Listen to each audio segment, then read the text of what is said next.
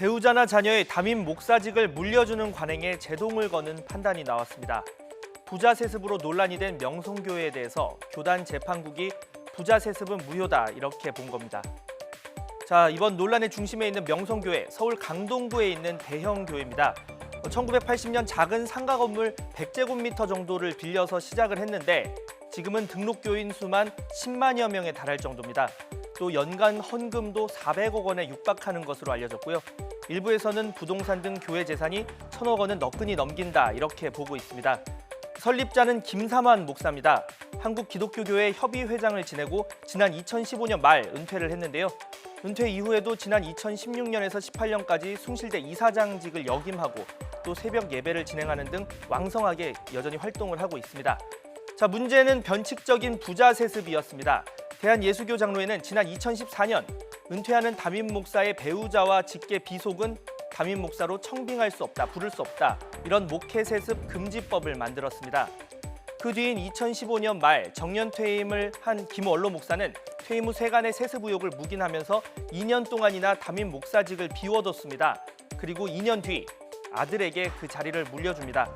반박은 황당했습니다. 은퇴하고 2년이 지나서 아들이 취임을 했으니까 은퇴하는 목사가 아니라 이미 은퇴를 한 목사다. 그래서 불법적인 세습이 아니라 계승이다. 이런 설명입니다. 2014년도 법을 제정한 이후에 은퇴하는 모든 목사는 은퇴하는 이고 법을 제정하기 이전에 은퇴한 목사는 은퇴한 목사고 법을 제정하기 이전에 은퇴한 목사까지 적용할 수는 없다. 그러니 법을 제정한 2014년도 이후에 은퇴하는 모든 목사에게는 적용이 된다. 그 얘기거든요.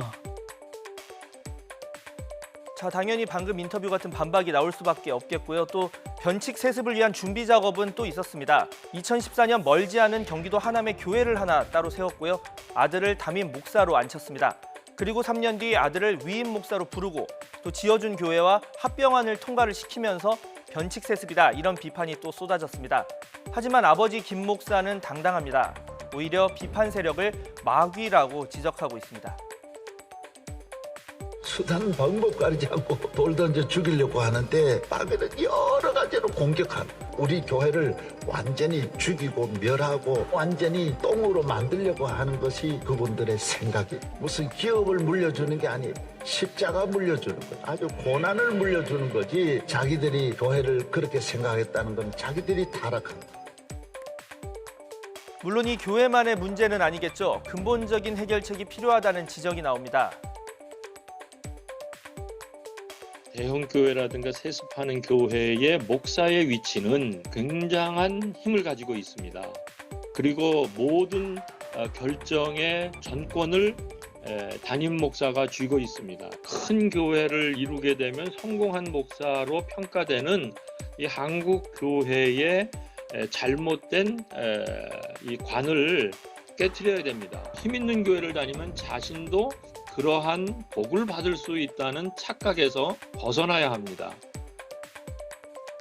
재심 청구나 법적 공방, 나아가서 명성교회가 교단을 탈퇴할 가능성까지 제기가 되고 있습니다. 그동안 정당한 승계라고 주장해온 명성교회 측은 아직 공식 입장은 밝히지 않고 있는데요. 참 씁쓸한 소식입니다. 처음에 종교가 생기고 또 교회가 생긴 이유를 모두가 기억할 필요가 있어 보입니다.